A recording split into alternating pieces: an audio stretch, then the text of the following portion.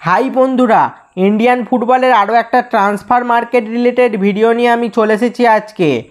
Jamie Maclaren to Mohun Bagan official announcement done এবং প্রীতম কোটাল কি মোহনবাগানে আসতে পারে, তাই আজকের ভিডিওতে দেখে নেব। প্রথমেই আসি ম্যাকলারেনকে নিয়ে। বহু প্রতীক্ষার অবসান, অবশেষে সরকারিভাবে ঘোষণা হয়ে গেল জেমি ম্যাকলারেন মোহনবাগানেই খেলবে।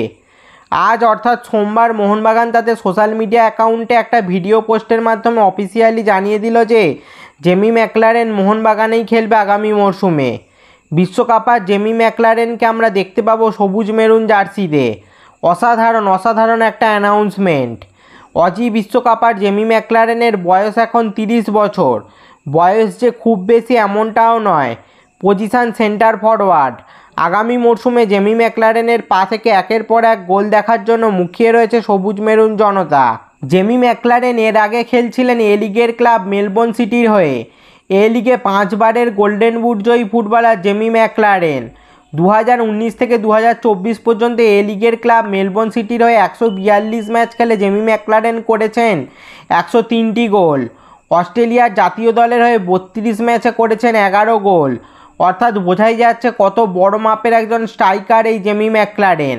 তাহলে মোহনবাগানে আগামী মরশুমে দেখা যাচ্ছে জেমি দিমি জুটিকে।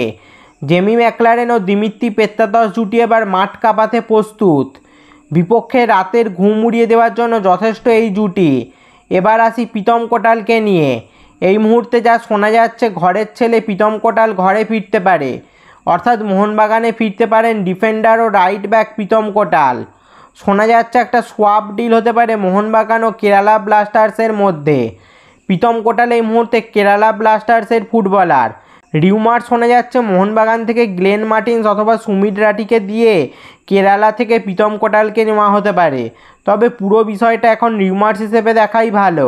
দেখা যাক ভবিষ্যতে প্রীতম কোটাল মোহনবাগানে ফেরে কিনা, নাকি অন্য কোনো ডিফেন্ডার কেরালা থেকে মোহনবাগানে আসে সেটাও দেখার। যেমন কেরালা থেকে হরমি পামও মোহনবাগানে আসতে পারে। দেখা যাক এবার কি হয়।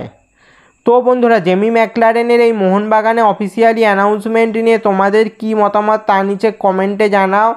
আর প্রীতম কোটালকে তোমরা কি মোহনবাগানে দেখতে চাও তাও কমেন্টে জানাও।